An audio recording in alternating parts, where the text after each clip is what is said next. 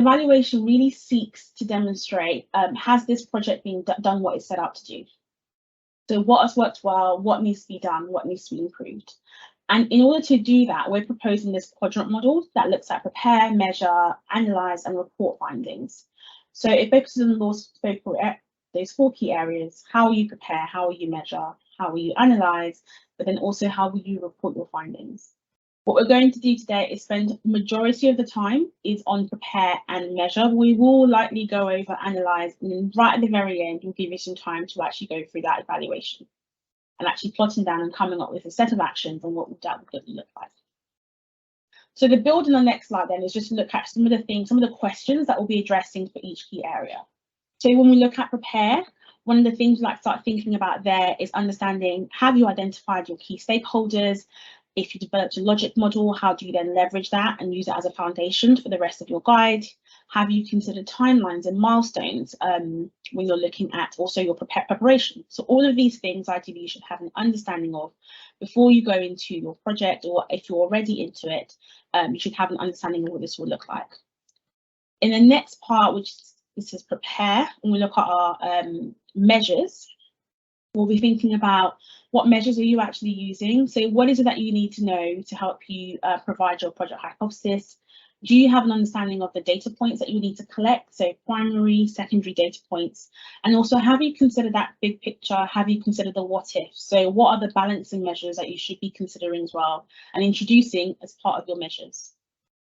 In analyze, we will look at these following areas. So we're looking at who is actually analyzing your data. How will it be analyzed? What did the project think? What did the project, how did the project rationale? So what is that? Do you have that in mind? What data do you have to support that? Have you looked at mitigating bias as part of your project? Do you have any examples of how you will do that? Is that something you've thought about within your project?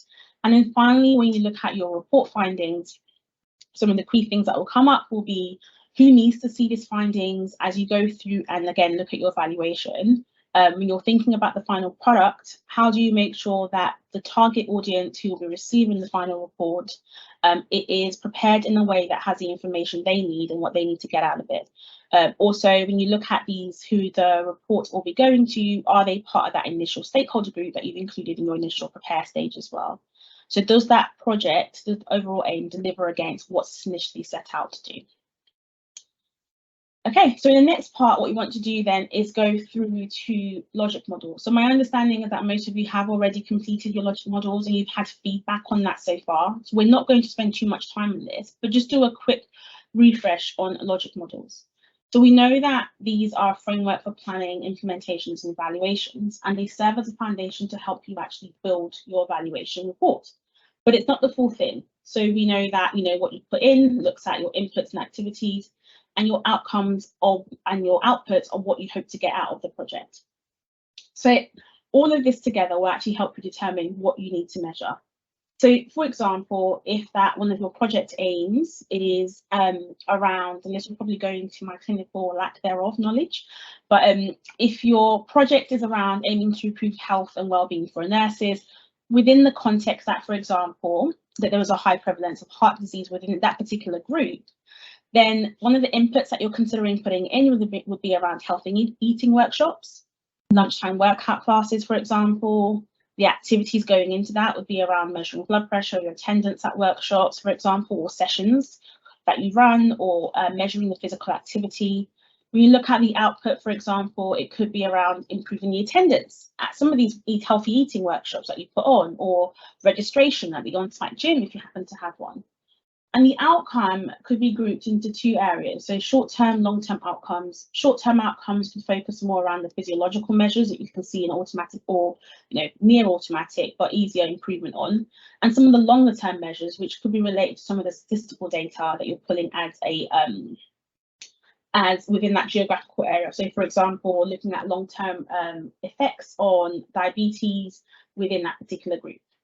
So all of this will start to think about how can you leverage the information that you put into your logic models to help you think about what are the measures you need to collect to help your overall evaluation.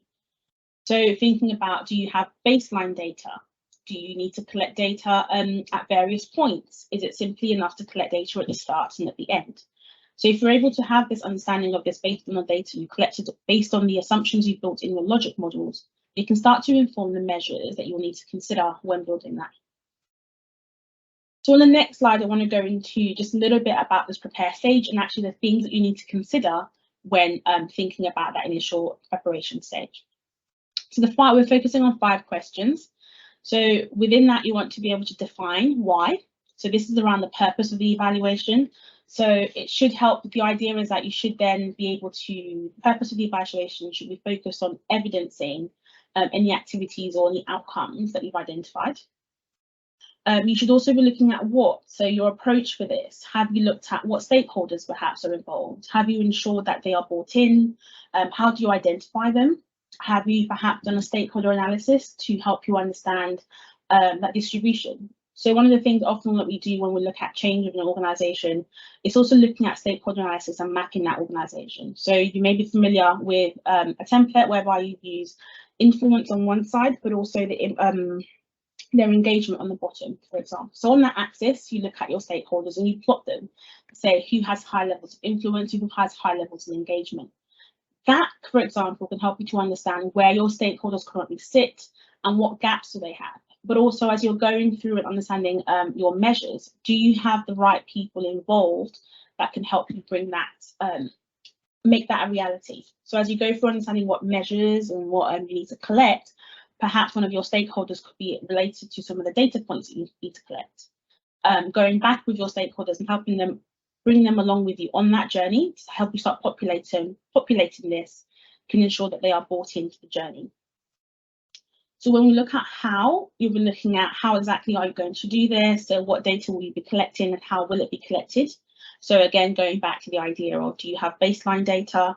So for example, going back to the fitness example, if you want to improve fitness in a particular group, do you have an understanding of what their current level is? Do you need to measure it at various milestones between now and the end of the project timeline?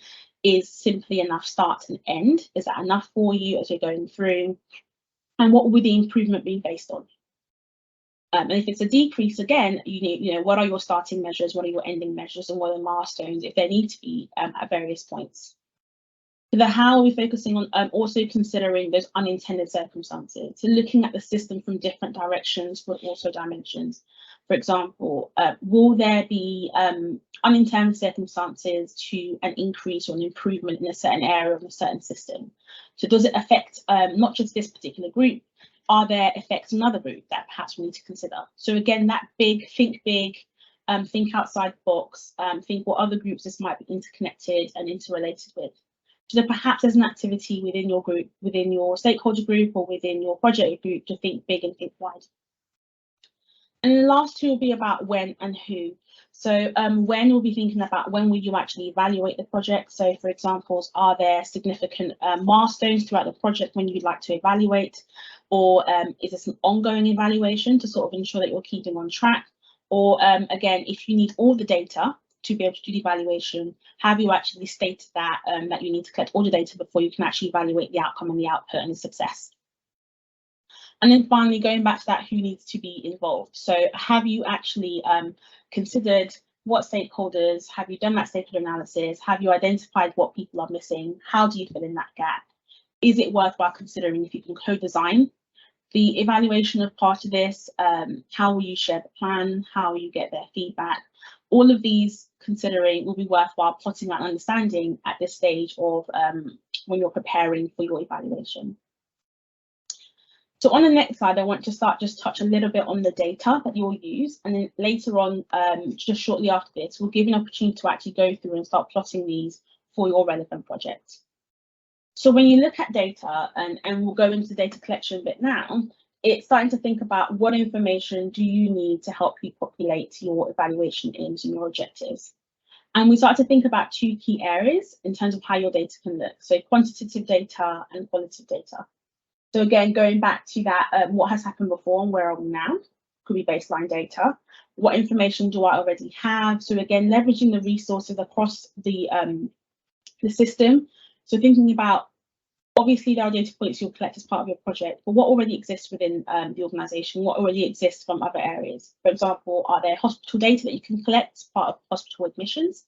Are there, for example, central data points that you can collect from GPs? What other data points are you able to bring in as part of this?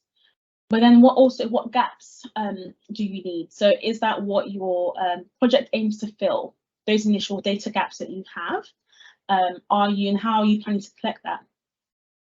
So you will need to also understand whether or not you want to do comparative data. Do you have benchmarking data? Are there any particular group? Has this been done before? Is this a next phase? So again, sharing that as part of it. Is there a control group or are there any comparators? So one of the ways in which you recommend is to have a mix of the types of data that you collect, so both quantitative and qualitative data. So this will help to really give you a balanced view of the inputs and the outputs and the results for the actual project in itself. So for example, we have the quantitative data. This can be quite straightforward. Usually it's numerical data. It can be NPS scores, for example, on a scale of 1 to 5, on a scale of 1 to 10. It can be anything that's numerical based. But qualitative data, and we'll go into some more examples about this, will focus specifically on opinions. So we want to hear the voice of the people. So this could, for example, could be about feedback.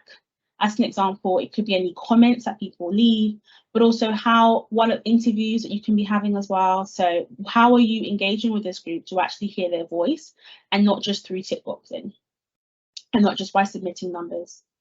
So planning consideration, just in the bottom left of this, we'll look at, for example, what is your sample size? So for example, with this particular this workshop that we're offering, we're doing the survey at the start and at the end. And we also have 2 groups in which we're surveying. So we'll be looking at our data size would be across all 2 groups, which is up to about 40 participants. You know, do we have an understanding of if that data size is good enough to share a report? Is it representative? Is it of the entire business that we want to engage? And just making that and just sharing your thinking around that.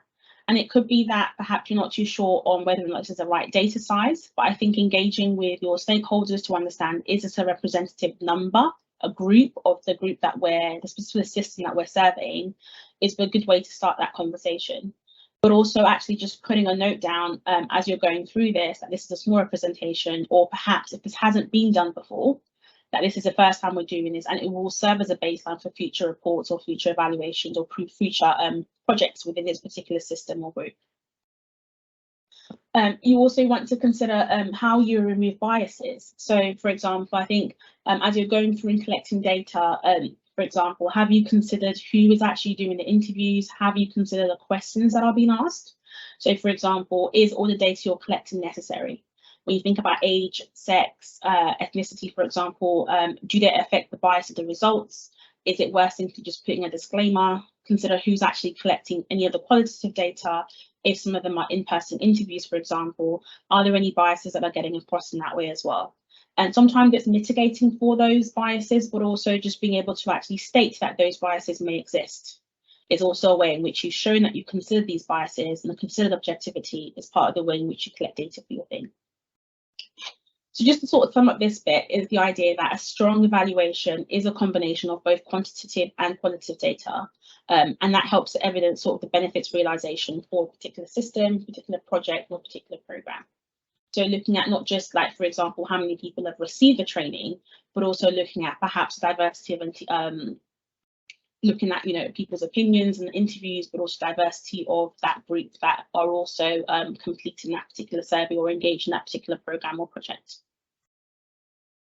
So when we go into the next part, we want to go into a breakout activity. But before we switch slides, essentially what I want you to do, so I'm sure you've had enough of me talking to you for the past 20 minutes now, we'll get you some time to actually do a quick breakout activity where you can hopefully start thinking and applying some of these to projects and programs you're working on now. So we want you specifically to focus on 3 key areas. So the goal of the activity will be actually to focus on the why, the what, and the how. So if you just flick to the previous slide on this, what we want you to do is actually go through and populate the first 3 sections of this. So what is the project of your evaluation? What is the approach, and how are you going to do this? When you think about why you're doing the evaluation, consider how is it going to help you evidence the activities and the outcomes that you've identified. When you think about the what is your approach, consider here what stakeholders are involved. So actually make a list of the stakeholders, different groups are involved. And then finally, when we can look at the how, start to think about the data that you'll need to collect. Appreciate that, you know, you may have more different varying levels of information to provide, but I think that initial thinking around the overall goals, what stakeholders need to be involved, what data will need to be collected, will be a good start to start thinking. So we will give you about 15 minutes to go through and complete just those first three sections, the what, the why, the how. And then Sue and I will be in the breakout rooms for you to ask any questions as you go through this. So in a second, Sophie will just direct you to where in your attendee workbooks you can populate this. But again, you're welcome to simply just open up a notes tab, or if you have anywhere that you prefer to take notes, populate it there. But those three areas, so what is the purpose? What is the approach, looking at stakeholders specifically, and how are you going to do that? Again, come with a few data ideas and what data you need to be collected and how will it be collected.